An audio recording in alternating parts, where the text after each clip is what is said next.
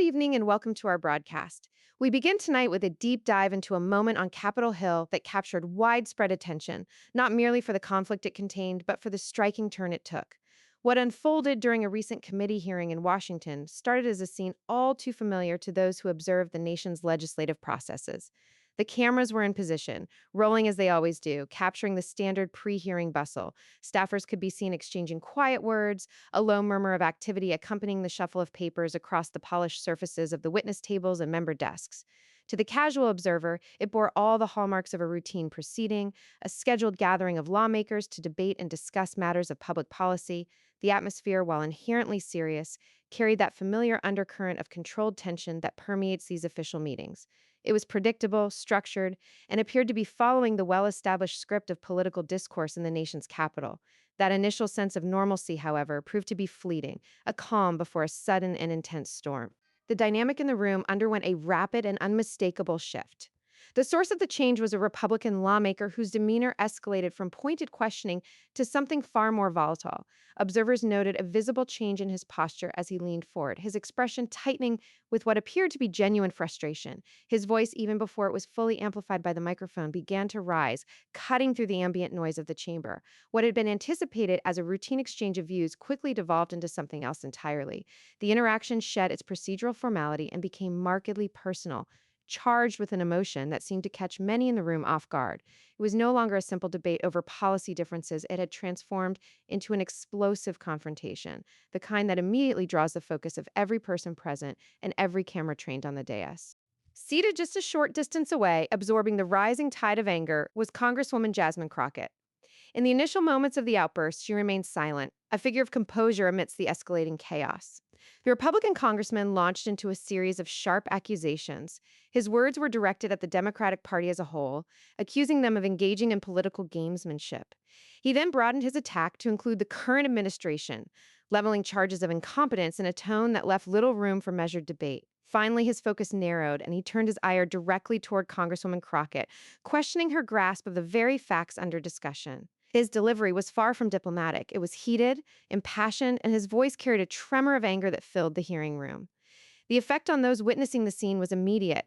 Heads turned almost in unison. Some of his fellow lawmakers shifted uncomfortably in their seats, perhaps surprised by the intensity of the tirade. Others deliberately avoided eye contact, a silent acknowledgement of the awkward and highly charged atmosphere. Even the staffers, usually focused on their notes and devices, seemed to freeze, acutely aware that the proceedings were slipping rapidly from controlled debate into open confrontation. The congressman's volume continued to climb. His language grew increasingly harsh, moving further away from the realm of policy disagreement and settling firmly into personal grievance. It was no longer simply a difference of opinion, it was raw anger on full display. To punctuate his points, he struck the desk. First, a light tap that quickly escalated into a more forceful pound.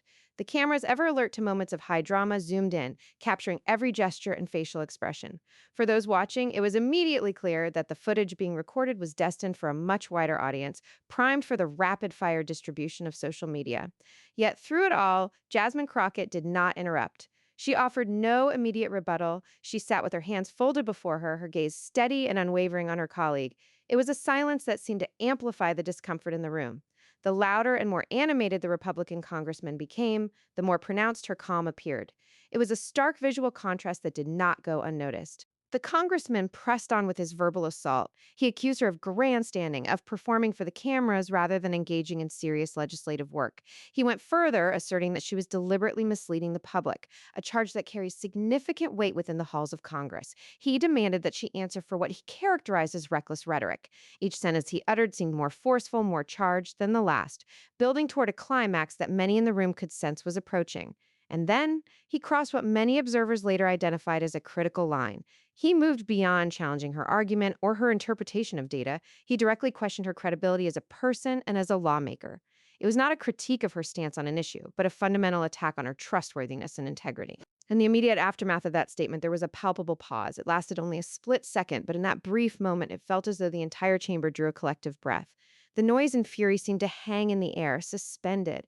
It was in that precise beat of silence that Jasmine Crockett leaned forward. The movement was not dramatic. It was not performed with visible anger. It was a subtle, deliberate shift in posture, just enough to signal to everyone watching that she was about to reclaim the floor. When she finally spoke, Her voice was a study in contrast to the storm that had just subsided. It was steady, controlled, and almost quiet compared to the volume that had preceded her. Her first words were deceptively simple. "Are you finished?" she asked. The question was not shouted. It carried no trace of sarcasm, and yet it cut through the lingering chaos in the room with a precision that was immediately striking. It refocused the energy, recentered the attention, and signaled a definitive end to the one-sided tirade. The congressman attempted to interject once more, seeking to regain the offensive. However, Crockett did not allow him to derail the moment she had just seized. With a calm request, she asked the chair for the recognition of her time. The presiding member of the committee nodded in acknowledgement, granting her the floor. In that instant, the entire power dynamic of the exchange shifted. Every eye in the room and every camera lens was now fixed on Jasmine Crockett.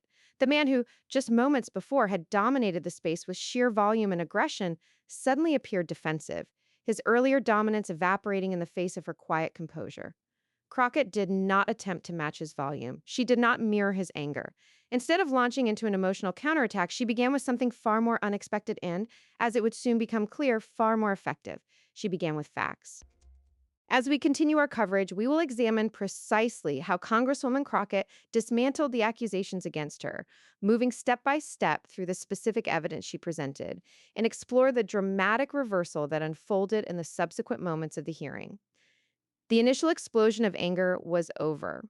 What followed was a masterclass in controlled response, and it fundamentally altered the course of the proceedings. Stay with us as we break down the details of that remarkable turn of events. Welcome back. As we continue our detailed breakdown of this remarkable committee hearing, we now turn our focus to the precise manner in which Congresswoman Jasmine Crockett responded to the verbal onslaught she had just endured. Having calmly reclaimed her time with the simple question, "Are you finished, German?" she then proceeded to reshape the entire conversation. What made her response so effective was not its drama, but its deliberate lack of it. She did not rush her words. She allowed each sentence to land with measured precision, creating a rhythm that demanded attention. The same chamber that had, just moments earlier, echoed with raised voices and pounding fists now fell into a silence so profound that observers noted one could almost hear a pen drop across the room. This quiet was not empty, it was charged with anticipation, because everyone present understood that the nature of the exchange had fundamentally changed. Crockett began by doing something that required considerable discipline. She repeated the congressman's central accusation back to him. She did so calmly, carefully, articulating each word with clarity so that there could be no misunderstanding about what had just been said. This served a dual purpose. It demonstrated that she had listened fully to his tirade, and it ensured that the record reflected precisely the charges she was about to address. Having established that foundation, she proceeded to dismantle the argument piece by piece. She reached for a committee report, a document that carried the weight of official congressional business. She noted with specific reference that the very congressman who had just accused her of misunderstanding the facts had himself supported this same report just months earlier. This was not a matter of interpretation, it was a matter of public record. She then quoted directly from the report's language. She read the passage slowly, deliberately, ensuring that every person in the room could hear the words and grasp their meaning. The contradiction between the congressman's current accusations and his previous actions became immediately apparent. Across the room, a few lawmakers exchanged glances, a silent acknowledgement of the effectiveness of her rebuttal. The Republican congressman shifted in his chair, a subtle movement, but one that did not escape notice. It was the first visible crack in the wall of confidence he had displayed during his outburst. Crockett continued without pause, walking through the timeline of events step by step. She referenced specific dates, specific votes, and specific statements made on the record. Her presentation was devoid of dramatic gestures or emotional language. Instead, she offered a steady stream of information, a chronological and factual account that made the earlier outburst appear less like strength and more like desperation. The contrast between the two approaches was striking to everyone observing. Moments earlier, the room had been dominated by frustration and noise. Now it was controlled by patience and clarity. The energy had shifted so completely that it felt like an entirely different proceeding.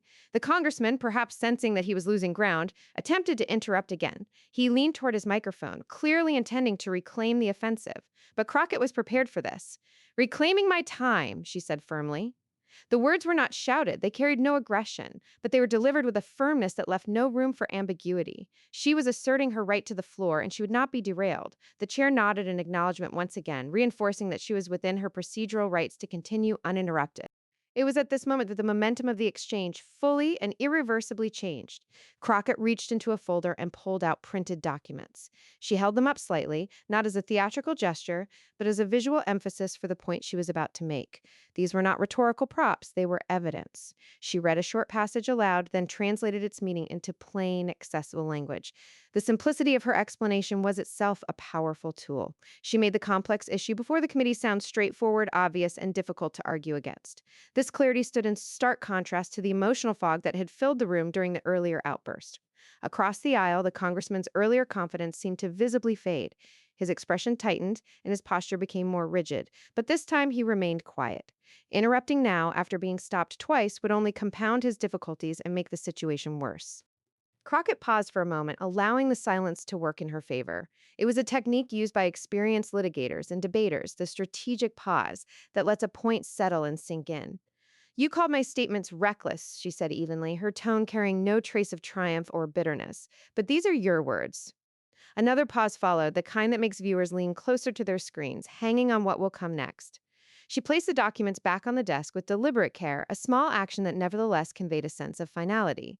Then she asked a question. It was not shouted, it was not framed as an attack. It sounded almost conversational, as if she were simply seeking clarification in the normal course of committee business. Would you like to clarify your position? She asked. The question hung in the air, suspended over the room like an invisible weight. The congressman opened his mouth as if to respond, then closed it again. For the first time since the exchange had begun, he appeared uncertain, caught off guard by a question that offered him no easy path forward. Around them, the chamber remained absolutely still. No one wanted to interrupt what was unfolding. Even lawmakers, who typically whispered to aides during lengthy hearings, were now paying complete attention. Moments like this were rare in the ordinary course of congressional business. A meltdown followed by silence, noise followed by control. It was the kind of sequence that staffers would discuss afterward and that political analysts would dissect for days. Crockett leaned back slightly in her chair, waiting with the patience of someone who knows the ball is in the other court. The congressman finally spoke, but his voice had lost the force that had characterized his earlier remarks. It was lower, more measured, almost cautious.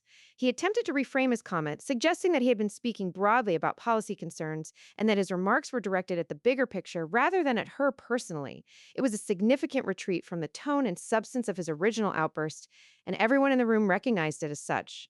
Crockett nodded as he spoke, allowing him to finish without interruption. She did not react with visible emotion, she simply listened, and that restraint made what happened next even more impactful, because when she leaned forward again, the room already understood who was in control of the conversation. The meltdown had burned itself out. Now came the response that would ultimately define the moment for everyone watching, both in the chamber and at home. The foundation had been laid, the facts had been presented, and the contrast between anger and composure had never been clearer. We will continue our analysis of this remarkable hearing after a brief pause. Stay with us.